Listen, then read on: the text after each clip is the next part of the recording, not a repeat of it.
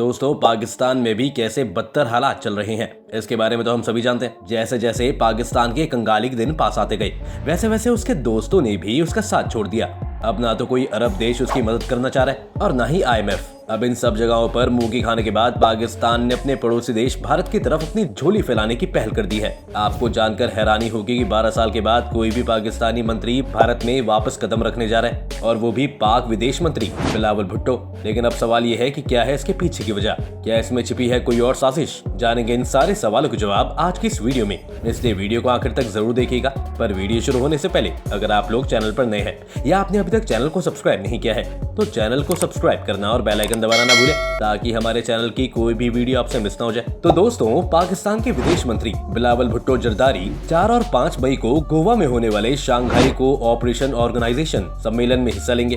बिलावल पाकिस्तान के वो नेता हैं जो अक्सर कश्मीर मसले से लेकर प्रधानमंत्री नरेंद्र मोदी तक के बारे में बयान देते हुए सारी हदों को पार कर जाते हैं। बिलावल का भारत दौरा ऐसे समय में हो रहा है जब दोनों देशों के बीच बातचीत पूरी तरह से बंद है। साथ ही अब कश्मीर के पास भी विशेष राज्य का दर्जा नहीं है। ऐसे में जाहिर सी बात है कि पाकिस्तानी विदेश मंत्री जमकर जहर उगलेंगे।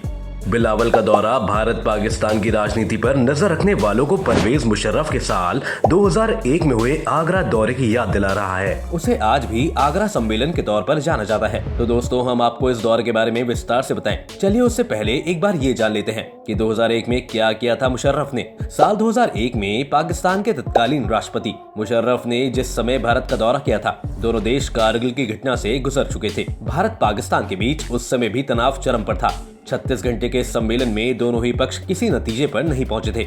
उस समय सम्मेलन को कवर करने वाले पत्रकारों का कहना था कि मुशर्रफ का दौरा बिल्कुल उस डे लाइट क्रिकेट मैच की तरह था जिसमें फ्लड लाइट्स बेकार हो चुकी थी। सम्मेलन भले ही असफल साबित हुआ, लेकिन मुशर्रफ को मीडिया अटेंशन हासिल करने में सफलता मिली। भारत सरकार की तरफ से किसी तरह की कोई भी जानकारी मीडिया को नहीं मिल रही थी, मगर पाकिस्तान के पूर्व राष्ट्रपति के साथ आई उनकी मीडिया टीम पूरी मुस्तैद थी। नाश्ते की टेबल पर मुशर्रफ ने भारत के टॉप जर्नलिस्ट के साथ भारत पाकिस्तान रिश्ते पर 50 मिनट तक बातचीत की। यहाँ तत्कालीन भारतीय प्रधानमंत्री अटल बिहारी वाजपेयी और उनकी टीम भारतीय मीडिया से बात नहीं कर रही थी। तो वहीं मुशर्रफ कभी ताजमहल पर मीडिया के सामने होते तो कभी होटल में उनसे बात करते। मुशर्रफ के साथ जो मीडिया टीम आई थी उसने मिलिट्री के अलावा राजनीतिक स्तर के अधिकारी भी शामिल थे। ये अधिकारी भारतीय जर्नलिस्ट को कोई न कोई जानकारी देते रहते थे। ऐसा नहीं था कि भारतीय अधिकारी इतने सक्षम नहीं थे कि वो जर्नलिस्ट से बात नहीं करते, बल्कि वो जानते थे कि 3 दिनों तक चले सम्मेलन में कोई नतीजा ही नहीं निकला है। मुशर्रफ जिस इरादे और प्रोपेगेंडे से भारत आए थे उसमें वो पूरी तरह से सफल हो गए थे। उनकी टीम भारतीय जर्नलिस्ट को वो सब कुछ बता रही थी जो दरअसल झूठ था। चलिए वापस से आज के समय में, यानी कि बिलावल भुट्टो के मई में होने वाले दौरे पर आते हैं। तो जैसा कि हमने आपको बता दिया कि बिलावल कब और किस लिए भारत आने वाले हैं, चलिए अब ये भी जान लेते हैं कि इसमें पाकिस्तान की क्या चाल हो सकती है। अभी ये तय नहीं है कि बिलावल अपने भारतीय सक्षम के साथ द्विपक्षीय वार्ता करेंगे, लेकिन दौरा तो हाई प्रोफाइल है। बिलावल ये बात काफी बेहतरी से जानते हैं कि वो जो चाल पाकिस्तान या अंतर्राष्ट्रीय मंच से नहीं जीत सकते हैं, भारत जाकर उसमें सफल हो सकते हैं। वो खुद इस बात को स्वीकार कर चुके हैं कि पाकिस्तान अंतर्राष्ट्रीय मंच से कश्मीर का मसला मजबूती से उठाने में नाकामयाब रहा है। ऐसे में भारत आने का फैसला उनका मास्टर स्ट्रोक साबित हो सकता है। पाकिस्तानी विशेषज्ञों की माने तो बिलावल ही जानते हैं कि SCO सम्मेलन में जाकर वो भारत पाकिस्तान के बीच तनाव को दुनिया की नजरों में ला सकते हैं। भारत ना 22 साल पहले ऐसा चाहता था और न ही अब उसकी ऐसी कोई ख्वाहिश है। आर्थिक संकट से परेशान पाकिस्तान मदद के लिए IMF, चीन, संयुक्त अरब अमीरात, सऊदी अरब आदि का दरवाजा खटखटा रहा है। इसके अलावा ऐसे वक्त बिलावल भारत क्यों आ रहे हैं जब कुछ वक्त पहले ही उन्होंने न्यूयॉर्क में प्रधानमंत्री नरेंद्र मोदी के खिलाफ विवादित बयान दिया था। अब देखिए, कई एक्सपर्ट्स के मुताबिक भारत पाकिस्तान के बीच तीखे बयान आम बात है। उनके मुताबिक जिस दिन दोनों पक्षों के बीच समान फायदों को लेकर कोई बात होगी तब ऐसी भाषा आड़े नहीं आएगी। पूर्व में बहुत कुछ कहा गया है और उसके बावजूद वक्त आने पर बात आगे बढ़ी है। SCO की बैठक में पाकिस्तान के शामिल होने पर भारतीय मीडिया में लंबे समय से चर्चा रही है। गोवा में SCO विदेश मंत्रियों की होने वाली बैठक महत्वपूर्ण है और पाकिस्तान वहां अपनी उपस्थिति दर्ज करवाना चाहता है। एक्सपर्ट्स कहते हैं कि उन्हें नहीं लगता कि पाकिस्तान उस जगह को छोड़ना चाहेगा और किसी तरह से ये संदेश देना चाहेगा कि वो इस संगठन को महत्व नहीं देता। अब देखिए, अगर पाक विदेशी मंत्री भारत आ रहे हैं तो जरूर कुछ न कुछ कर आ ही रहे होंगे। कम से कम यही सोच रहे होंगे कि दोनों देश के बीच बातचीत हो जाए। चलिए अब आपको बताते हैं कि क्या है यात्रा और बायलैटरल टॉक्स के आसार। पाकिस्तान में विदेशी मुद्रा भंडार की स्थिति खतरनाक है।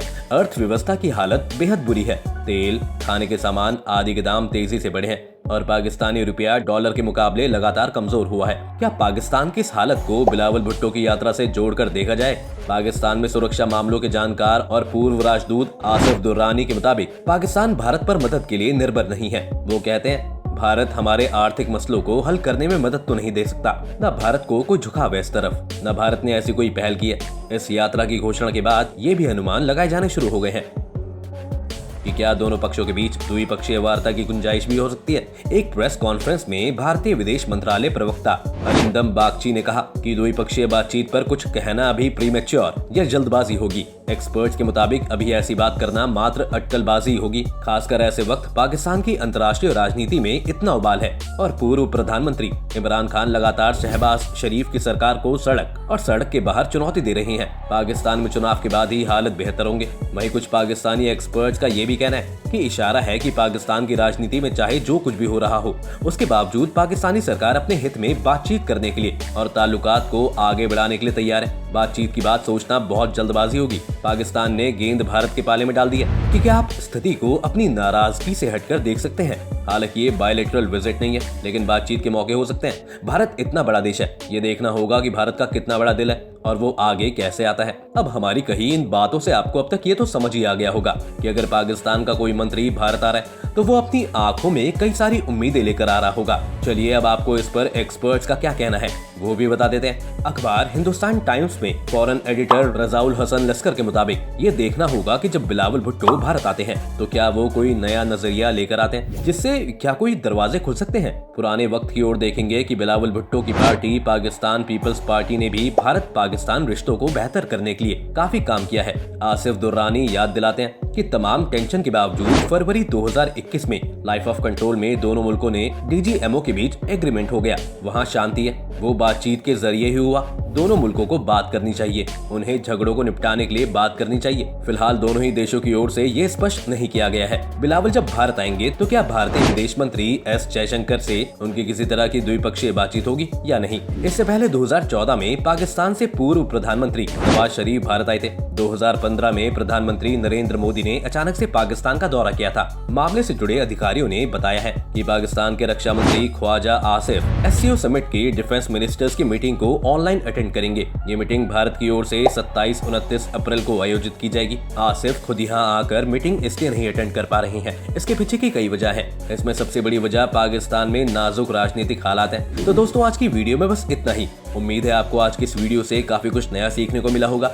अगर आपको आज की ये वीडियो पसंद आई हो तो वीडियो को लाइक और शेयर करें और अगर आप चैनल पर नए हैं तो जाने से पहले चैनल को सब्सक्राइब करना भी ना भूलें।